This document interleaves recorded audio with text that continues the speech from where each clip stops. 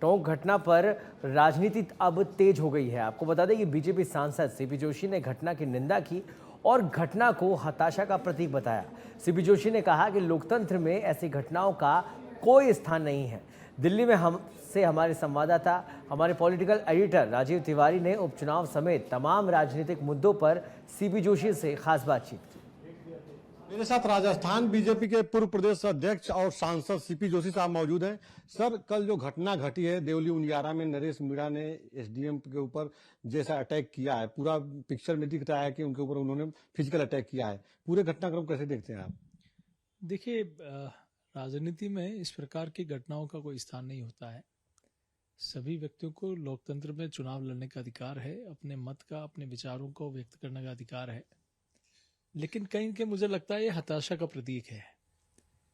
और जिस प्रकार से 7वें विधानसभा चुनाव में लोगों का स्नेह, समर्थन और आशीर्वाद मिला है, प्रधानमंत्री श्री नरेंद्र मोदी जी और मुख्यमंत्री श्री भजनलाल जी के नेतृत्व वाली सरकार में जिस प्रकार से इस क्षेत्र में वर्षों पुराने लंबे काम जो लोग अपेक्षाएं पाल के बैठे थे, वो काम भी अभी पूरे हुए हैं।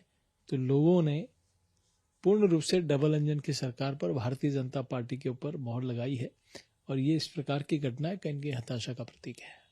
सर, उसके बाद देखिए पूरी तरह से आगजनी हो जाती है। जो अधिकारी संगठन है वो नाराज हो जा रहा है, धरने पे बैठा है और यहाँ तक कि करणी सेना जो है नरेश मीणा को सपोर्ट कर रही है। दोनों तरफ से जो बयानबाजी हो रही है, लग रहा है माहौल और बिगड़ सकता है वहां पे। देखिए, मैं सोचता हूं कि कहीं न कहीं इस प्रकार के जो भी घटना हुई उसमें इस प्रकार के माहौल बिगाड़ने की आवश्यकता नहीं है। कहीं न कहीं बातचीत के आधार पर ये घटना क्यों हुई, क्या कारण था, और इस प्रकार किसी के ऊपर अटैक करना, ये मैं सोचता हूँ कहीं की हताशा है। लेकिन और भी कई रास्ते हैं अपनी बात को रखने का, अपनी बात को पहुंचाने का सरकार तक और अपनी बात को मनवाने का। इसलिए मैं सोचता हूँ जल्दी इस घटना का कोई निस्तारण होगा, हल होगा। सर, आपने कई चुनाव लड़े, कई चुनाव आपने कराए भी, अभी प्रदेश अध्यक्ष थे आप, तो विधानसभा चुनाव हुआ।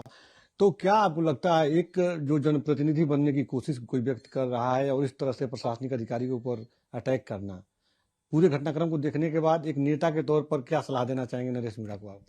देखिए, वो युवा नेता है, उनका लंबा भविष्य है, राजनीतिक क्षेत्र में लंबे समय तक काम करने की उनमें कुव्वत है।